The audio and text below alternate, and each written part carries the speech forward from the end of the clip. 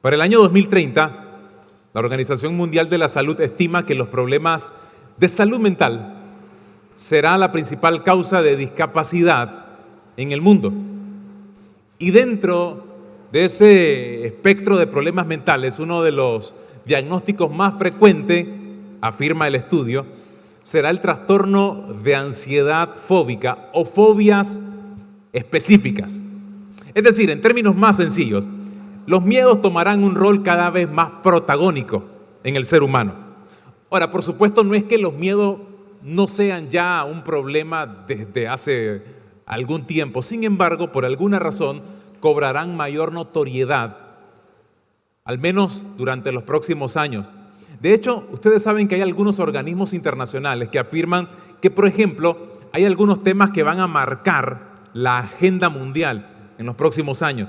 Por ejemplo, afirman que entre esos está la crisis geopolítica, los precios de los productos o los servicios, dicen que también el tema de salud, crisis humanitaria. Pero entre los temas que mencionan hay uno que al menos a mí me pareció interesante y dicen los miedos, porque definitivamente los temores se van a convertir en el eje de la convivencia en todo el planeta. La cuestión, por lo tanto, no es descubrir si ustedes y yo tenemos miedo. Todos tenemos miedo a algo.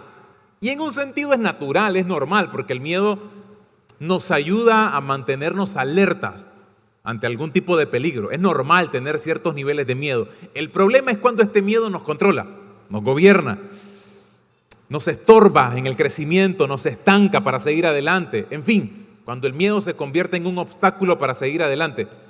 El tema no es entonces si tengo miedo, sino cómo te afecta ese miedo. El día de hoy quiero compartir con ustedes un mensaje que he puesto por título, Dios me da miedo. Y ya les voy a explicar en un ratito el porqué del título. Cuando era adolescente, uno de mis temores más recurrentes era, por ejemplo, hablar en público. Yo tenía un serio problema de tartamudez, no es que hoy no lo tenga, pero por alguna razón lo logro controlar un poquito más. Créanme que siempre hago una suerte de esfuerzo mental, además que hago un trabajo de respiración para no trabarme a veces mientras hablo. He llegado a, no sé si de forma consciente o inconsciente, a tratar de saber qué palabras puedo unir mientras hablo para no trabarme. De ahí que a veces uno oraciones tan largas sin respirar mucho, que hablo rápido a veces, pero por lo mismo, para no pegarme. Porque imagínense que me esté trabando mientras predique, ¿cuándo acabo?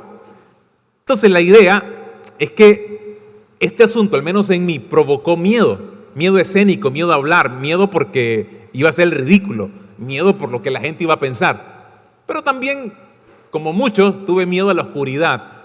Cuando era niño me gustaba dormir con alguna pequeña luz en el cuarto para darme cierto nivel de seguridad y de confianza. En el mundo hay muchas fobias, hay muchos temores que nos detienen. Estaba leyendo algunas. Cuando ustedes googlean y ponen las fobias más comunes en el mundo, van a aparecer algunas que al menos yo en mi vida las había escuchado. Pero algunas de las más recurrentes. Agorafobia, miedo a los espacios abiertos. Claustrofobia, miedo a los espacios cerrados. Acrofobia, miedo a las alturas. Hematofobia, miedo a la sangre. Tengo amigos que dicen que cuando miran sangre literalmente se desmayan porque les da pavor. Por lo tanto, algo es claro, vivimos vidas llenas de temores. Y cuando no se tratan bien estos temores, por supuesto, en muchos casos, aunque suene raro, nos lleva al pecado. Y lo vamos a ver esto en un ratito. Pero cuando ustedes, por ejemplo, van al Nuevo Testamento y miran las pláticas que tenía Jesús con algunas personas, se dan cuenta que una de las formas más recurrentes con las que Jesús hablaba con las personas era diciéndoles no tengan miedo, tengan ánimo. Distinta manera de decir lo mismo finalmente. Por darles algunos ejemplos, Mateo capítulo 10, verso 31.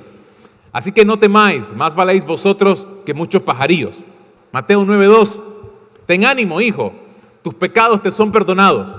Mateo 6:25, no os afanéis por vuestra vida, qué habéis de comer o qué habéis de beber, ni por vuestro cuerpo, qué habéis de vestir. Lucas 8:50, Oyéndolo Jesús le respondió: no temas, cree solamente y tu hija será salva. Mateo 14:27. Tened ánimo, yo soy, no temáis. Mateo 10:28. Y no temáis a los que matan el cuerpo, mas el alma no pueden matar. Lucas 12:32.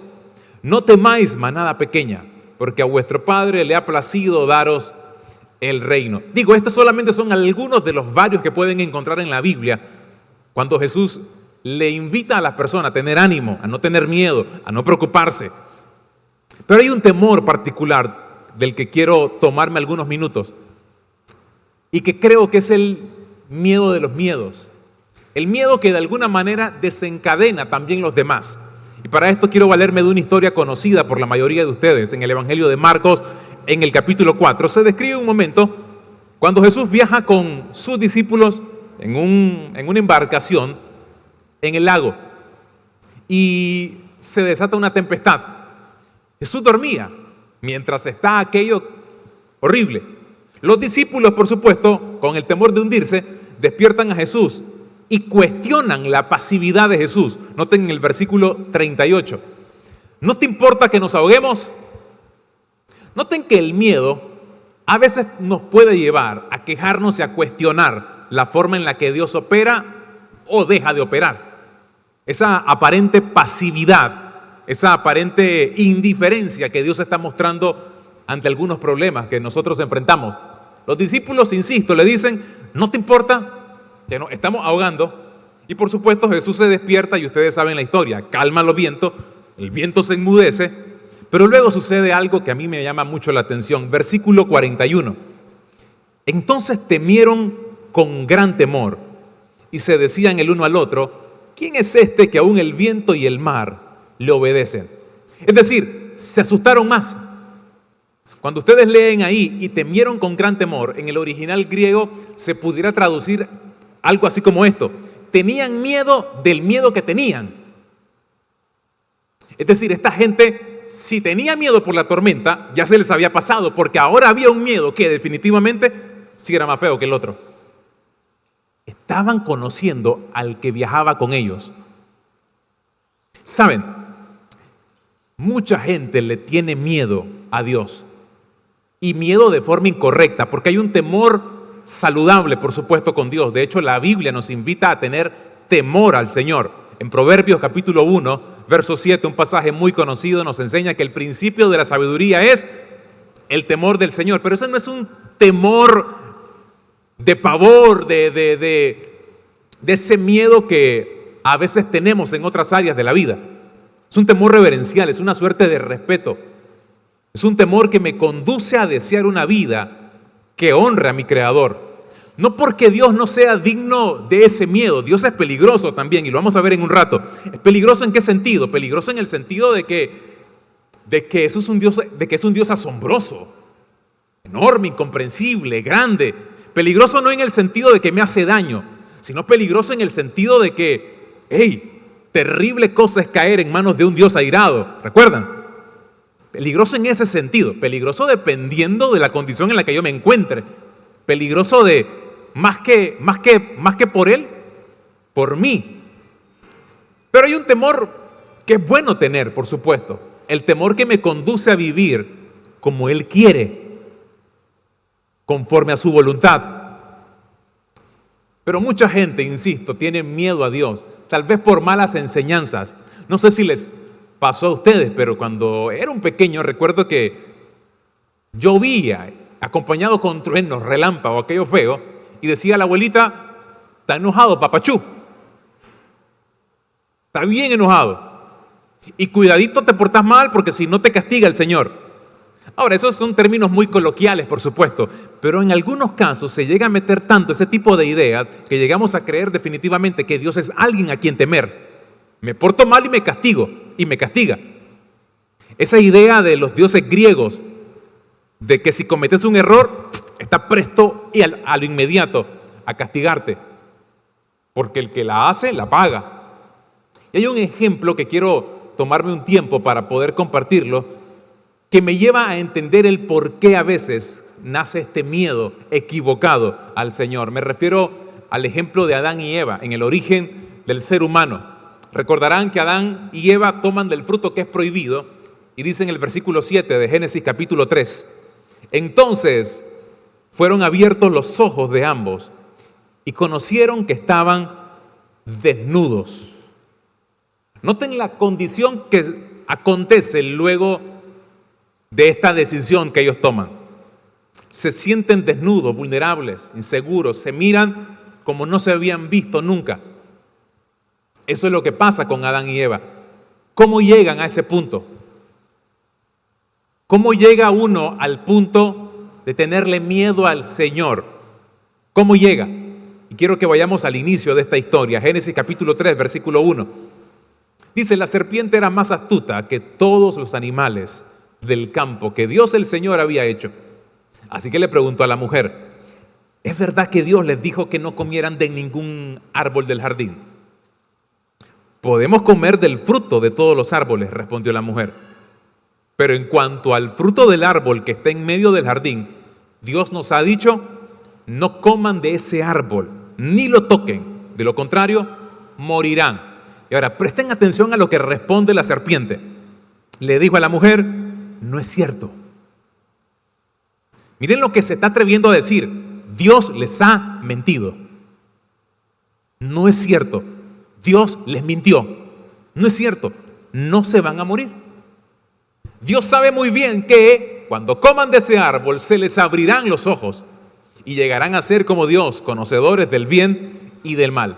Básicamente la serpiente lo que les está diciendo es esto: Dios les miente y no es de fiar. Dios les ha mentido y no es de fiar. ¿Saben? Una de las primeras grandes mentiras que nosotros a veces hemos llegado a creer es que Dios no es bueno y no es de fiar. Y aunque eso suene medio raro, porque todos nosotros, si yo les pregunto a ustedes, ¿cuántos creen que Dios es bueno? No, están dudando, ¿eh? ¿Cuántos creen que Dios es bueno? Y eso en teoría, pero en la práctica a veces demostramos todo lo opuesto. Porque es básicamente una de las formas en las que comenzamos a distanciarnos en nuestra relación con Él, cuando dejamos de creer justamente que Él es alguien de fiar. Por lo tanto, que hay una idea que queda implícita en este texto. La desobediencia a Dios nace cuando has perdido tu confianza en Él. Noten esto. La desobediencia a Dios, muchas veces, mis estimados, nace cuando has perdido tu confianza en Él. Te cuesta creer sus promesas. Te cuesta recordar lo que Él ha hecho. Y te cuesta creer que Él es bueno en realidad. Todo eso porque en algún momento dejé de confiar en Él, dejé de fiarme de Él. Porque llegué a creer lo que dijo esta serpiente. No es cierto lo que te dijo el Señor. Eso de que estaré contigo todos los días, hasta el fin del mundo. Que lo que comencé en tu vida lo estoy perfeccionando y lo voy a completar hasta el día de Jesucristo. Que no hay justo desamparado ni su simiente que mendigue paz. Lo que está diciendo Satanás a través de los años es, no es cierto. Vas a tener momentos bien feos, y Dios no va a estar con vos. Es casi el mensaje que te está diciendo. Por eso tenés que tomar cartas en el asunto. Toma cartas en el asunto. No confíes tanto en las promesas que Él te ha dado. No recordés lo que Él hizo por vos en el pasado. No lo recordés. Y no creás que es tan bueno, porque en realidad no es tan bueno. Es una de las mentiras más históricas que todos tenemos. Ahora, aún así, el Señor decide buscar a Adán y a Eva. Versículo 8. Y oyeron la voz de Jehová Dios que se paseaba en el huerto al aire del día. Y el hombre y su mujer se escondieron de la presencia de Jehová Dios entre los árboles del huerto. Mas Jehová Dios llamó al hombre y le dijo, ¿dónde estás tú? Ahora, recuerden que las preguntas del Señor jamás son por un tema de información. Él no necesita información. No es que Él no sepa dónde estaba Adán y Eva. Claro que sabe. La pregunta es que si Adán y Eva sabían dónde estaban. La pregunta es si yo sé a qué lugar me condujo la decisión que tomé. ¿A dónde me llevó? Por eso Dios le dice, ¿dónde estás? ¿Qué hiciste? ¿Qué hiciste? Verso 10. Y él respondió, y es que hay algo que a mí me pareció muy interesante. Oí tu voz, le dijo Adán, en el huerto. ¿Y qué? Y tuve miedo. A ver, yo quiero escuchar la voz del Señor y me quiero sentir honrado por cada vez que la escuche. Privilegiado. Pero aquí viene Adán y dice, oí tu voz y tuve miedo. ¿Por qué? Porque estaba desnudo y me escondí. ¿Y por qué supo que estaba desnudo? Por la decisión que había tomado anteriormente, por supuesto. Se le abrieron los ojos cuando toma del fruto que era prohibido. La desobediencia lo llevó a ver la vida de una manera que no la había visto. La desobediencia nos lleva a ver la vida de maneras equivocadas. La desobediencia, entre otras cosas, puede detonar los temores que tenemos, porque muchos de los temores están fundamentados en la perspectiva que tenemos de la realidad que estamos viviendo. Porque recuerden que detrás de todo temor siempre hay ideas. No sé qué voy a hacer. Se me viene esto y no tengo las herramientas para resolverlo. Tengo esta enfermedad y no voy a poder hacer nada para sanarme. Tengo este problema financiero y no tengo la plata para pagarlo. Mi matrimonio se está desmoronando y no puedo hacer nada para rescatarlo. Ahí se detonan los temores. Temores que en algunos casos llegan a ser tan dañinos que te paralizan, te esclavizan literalmente. Y a pesar de eso, de todas maneras, Dios los busca. Pero noten que dice Adán, tuve miedo porque estaba desnudo. Tuve miedo porque me iba a saber cómo soy en realidad. ¿Se han sentido así a veces con Dios? Menos yo sí. He tenido etapas en la vida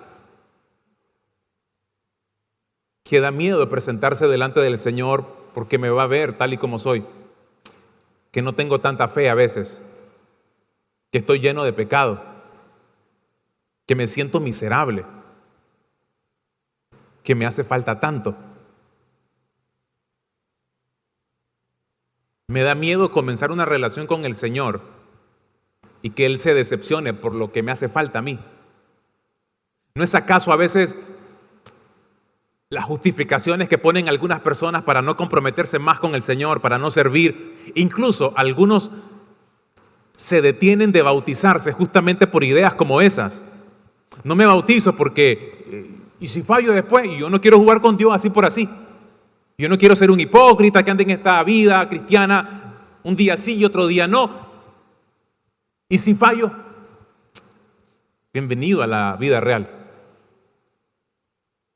Va a ser parte de nuestra vida, el fallar.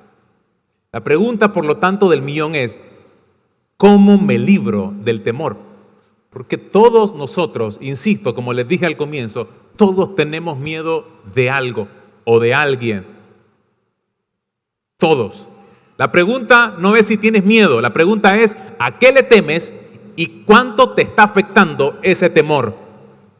¿A qué le temes y cuánto te está afectando? Entonces quiero darle 3 consejitos que van a ser muy sencillos, pero espero que puedan ser útiles. Número 1, déjate amar por Dios. Profundicen en esta verdad, mis estimados, familia. Profundiza en la verdad de que eres el objeto del amor de Dios.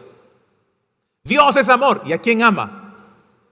De tal manera amó Dios al que dio a su único Hijo, para que todo aquel que en Él cree no se pierda, sino que tenga vida y vida eterna. Profundicen en esa verdad, que ustedes son el objeto del amor del Señor. ¿Qué es lo contrario al amor? La gente a menudo dice que lo contrario, lo opuesto al amor es ¿qué? La valentía, el valor. No es cierto, no es el valor. El valor no es lo contrario al temor. ¿Quieren saber qué es lo contrario al temor? Dice el apóstol Juan en su primera carta, en el capítulo 4, verso 18. En el amor no hay temor, sino que el perfecto amor echa fuera el temor, porque el temor lleva en sí castigo. Lo que intenta decir ese pasaje cuando dice el temor lleva en sí castigo es el amor en sí mismo te paraliza, te coarta. Y eso básicamente es un castigo en sí mismo. Porque el temor lleva en sí castigo de donde el que teme no ha sido perfeccionado en el amor. Mis estimados, solo si amas y te sabes amado, escuchen esto, solo si amo y sé que me ama, me armaré de valor. ¿Cuántas veces nos hemos hecho, por ejemplo, para graficarlo de una manera más cotidiana, locuras por amor? Los adolescentes cuando se enamoran, no digamos amor en el sentido amplio y profundo de la palabra, cuando uno tiene esas chispitas de enamoramiento. Saben, yo recuerdo cuando tenía creo que 9 años o 10 por ahí, junto con un amigo de la cuadra, a los dos nos gustaba una niña que era como 2 o 3 años mayor que nosotros, de la cuadra, la niña bonita de la cuadra.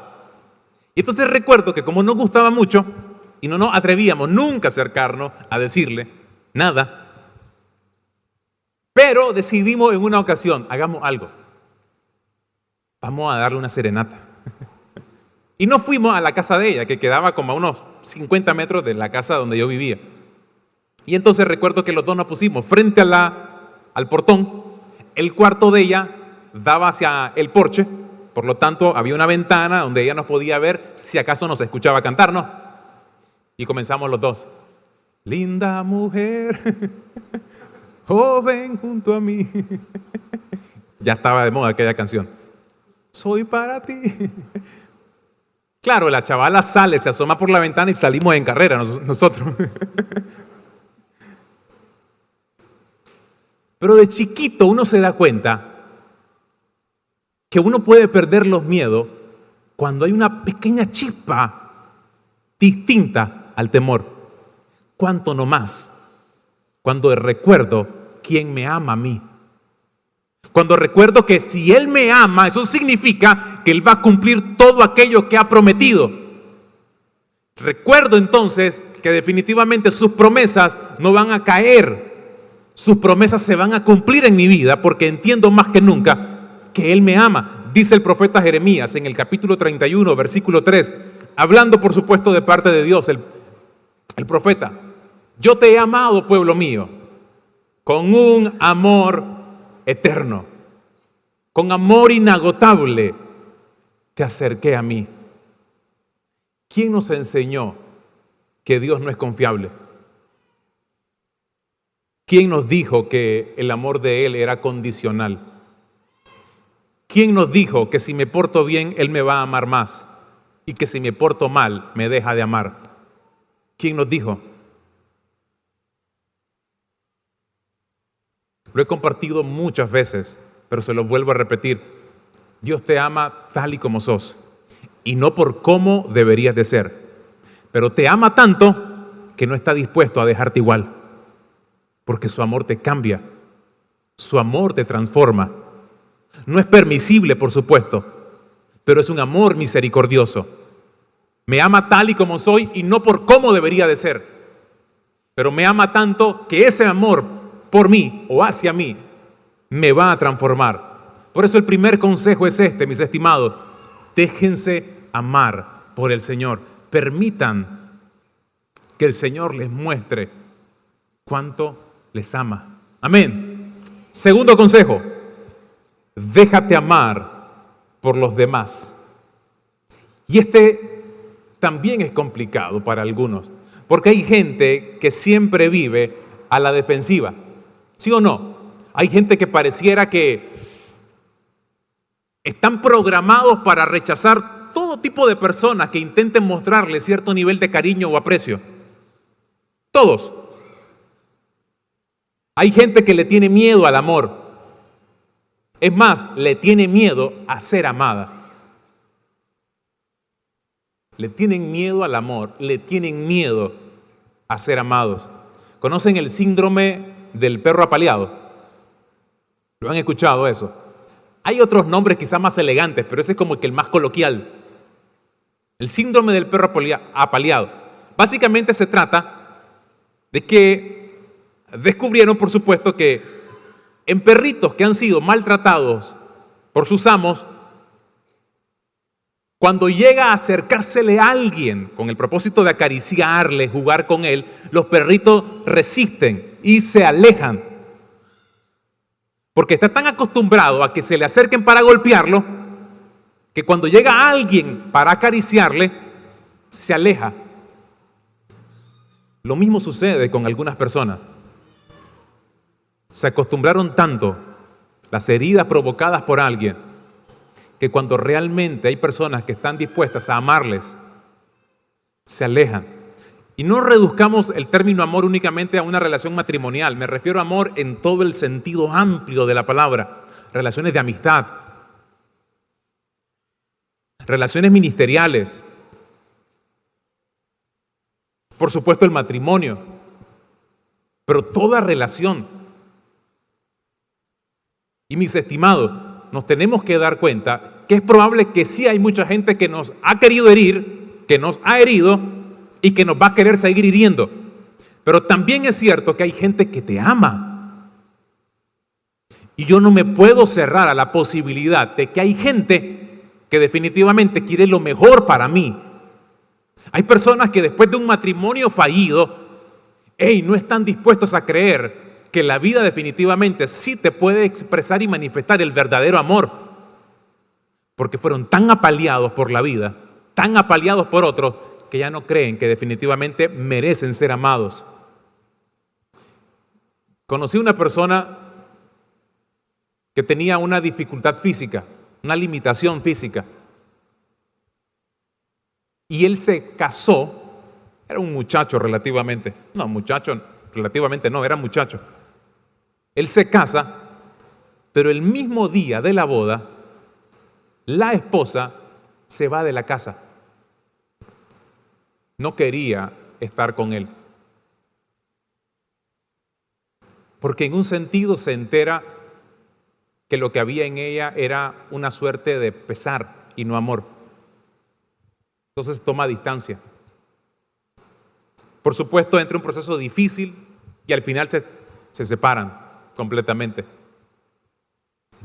Y en un momento, mientras habla conmigo, él dice: ¿será que yo no merezco que me amen? No merezco que alguien me ame. Y cuando una idea como esa se queda implantada, definitivamente las personas comienzan a ponerse a la defensiva y no permiten que gente que de verdad le aprecia y le quiere se le acerca. El segundo consejo, mi estimado, por lo tanto, es este: déjese amar por los demás. Amén. Número 3 y el último: ama sin miedo. Noten que los primeros dos tienen que ver: déjense amar por Dios, déjense amar por la gente. Y ahora el tercero es: amen. Atrévanse a amar, si pudiéramos ponerle de alguna forma también. Atrévanse a amar. Primera de Corintios, capítulo 13, versículo 4, nos dice que el amor es sufrido. Es decir, el amor no está ausente de dificultades, de crisis, de problemas. Las relaciones jamás van a estar ausentes de este tipo de dificultades. Todas las relaciones en las que hay amor van a tener que enfrentar el dolor, por supuesto. Para amar, mis estimados, vamos a tener que estar dispuestos al dolor, a estar abiertos al dolor. Noten lo que les estoy diciendo: tenemos que estar abiertos al dolor. No estoy diciendo que permitas que la gente te maltrate, te hiera y te destruya, todo en nombre del amor. No, no es lo mismo. Lo que estoy diciendo es que para amar hay que correr el riesgo de que te hieran en el proceso. Pero no porque vengan heridas no vale la pena amar. Siempre valdrá la pena amar, siempre. Jesucristo estaba en la cruz, amándonos, por supuesto, y lo hizo ahí justamente para demostrarnos amor. ¿Y qué dijo? Perdónalos. No saben lo que hacen. Hay algunos que sí saben lo que hacen contra nosotros, pero de todas maneras el principio sigue siendo el mismo. Perdónalos. porque si saben o no saben es un asunto de ellos. Pero en mi corazón no se va a albergar eso. ¿Que voy a tener que tomar medidas? De seguro. ¿Que tendré que hacer algunas cosas distintas? De seguro. Pero ante todo, mis estimados, amar sin miedo. Insisto, hay que estar abierto que en el amor puede haber un dolor, por supuesto, que te fallen, que te decepcionen. Es parte de la vida, nos pueden decepcionar.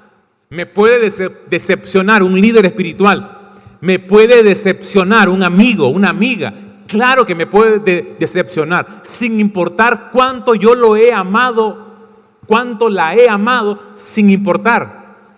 Nos pueden decepcionar. ¿Eso implica que voy a dejar de amar? No, no implica eso. Tengo que seguir mostrando lo que Cristo mostró, que a pesar de que lo escupían, me seguía amando. Lo seguía amando a usted y me seguía amando a mí. En conclusión, mis estimados, si vamos a tener un temor en la vida, el único que vale la pena conservar es el temor al Señor. Termino con esta historia que ustedes encuentran en las Crónicas de Narnia, en la primera entrega de esta serie de libros de C.S. Lewis. Si han leído la novela, sabrán a qué me refiero. Si no, déjenme contarles rápido. Las Crónicas de Narnia es una serie de novelas, por supuesto basada en historias ficticias, pero con inspiración en los evangelios, en Cristo particularmente. Se trata de la historia de 4 hermanos, Lucy, Susan, Peter y Edmund. Viajan a través de un ropero al fantasioso mundo de Narnia. Y ahí en Narnia el rey es un león. De hecho, C.S. Lewis, el escritor, tipifica o plantea a Jesús como el león. El león en Narnia se llama Aslan. Aslan, por supuesto, representa a Cristo. Y en una conversación que está teniendo Lucy y su hermano Peter con el señor Castor, hay un diálogo que me parece genial. Dice el señor Castor: si hay alguien que pueda presentarse ante Aslan sin que le tiemblen las rodillas, o es más valiente que nadie en el mundo, o es simplemente un tonto. Entonces, ¿es peligroso? Dijo Lucy. Es peligrosísimo, entonces. ¿Peligroso?, dijo el Castor. ¿No oyeron lo que les dijo la señora Castora? ¿Quién ha dicho algo sobre peligro? Por supuesto que es peligroso. Por supuesto. Porque es majestuoso. Porque es indomable. Porque es grande, es poderoso, es fuerte. Y si estás en el bando equivocado, es peligroso, claro está. Pero noten lo que añade. Pero es bueno. Es el rey, les aseguro. Y dice Peter: estoy deseoso de conocerlo, aunque sienta miedo cuando llegue el momento. Estoy deseoso de conocerlo, aunque sienta miedo. Familia, es probable que algunos de los que están en este auditorio estén enfrentando muchos temores diversos. Y yo sé que la psicología, por ejemplo, nos ofrece muchas herramientas valiosas para salir adelante, herramientas prácticas. Y suscribo con la mayoría de ellas, porque te pueden ayudar específicamente para los casos que uno está enfrentando. Pero me doy cuenta que a veces por muchos tips o cosas o herramientas prácticas, si yo no entiendo que la raíz del temor es que no he entendido y no he abrazado el amor de Dios en mi vida, entonces no importa cuántas herramientas tenga a mano, el temor nunca me va a abandonar. Ustedes tienen que saber que Dios les ama. Aun cuando estén en sus momentos más bajos, Dios les sigue amando. Y solamente en la medida que reconocemos ese amor hacia nosotros, gradualmente podemos ir superando los distintos temores. porque me voy a dar cuenta que la idea que hay detrás de mi temor es mi incapacidad para resolver los problemas que tengo enfrente. Pero cuando recuerdo que Dios me ama, entonces voy a pensar, Él prometió que va a estar conmigo. Él me dijo que va a ser mi consolador y mi ayudador. Y si Él lo dijo, es porque me ama. Y si me ama, puedo confiar en que Él cumplirá su palabra. Y entonces el temor comienza a perder fuerza. Quizás en algunos casos vamos a seguir luchando con miedos, pero no es lo mismo tener miedo a que el miedo me controle, a que el miedo me tenga a mí. No es lo mismo. Yo tengo miedo, un montón de miedo en algunas cosas. ¿No le ha pasado como padres que uno a veces tiene miedo por sus hijos, que estén bien, que no se enfermen, que no tengan accidentes? No sé, a veces algunos somos fatalistas. Pero entonces recuerdo, Él me ama y Él prometió que va a estar conmigo. Él prometió que también va a bendecir mis generaciones y que mis hijos no descansan en mis manos ni en mi seguridad, descansan en las manos de Él. Que en sus manos, como dijo David, descansan mis tiempos. Y por lo tanto puedo confiar. Y si confío, puedo tener paz. Porque aquel cuyo pensamiento en Él permanece, tiene paz. ¿Qué es lo que dice su palabra? Él guardará en completa paz a aquel cuyo pensamiento en Él permanece o persevera. Y entonces, cuando tengo paz, no significa que ya no tengo el problema. Significa que en mi corazón las cosas están en orden y puedo descansar. Y puedo decir, en paz me acostaré y así mismo dormiré, porque solo tú me haces vivir confiado. Cierre sus ojos, por favor, por unos segundos.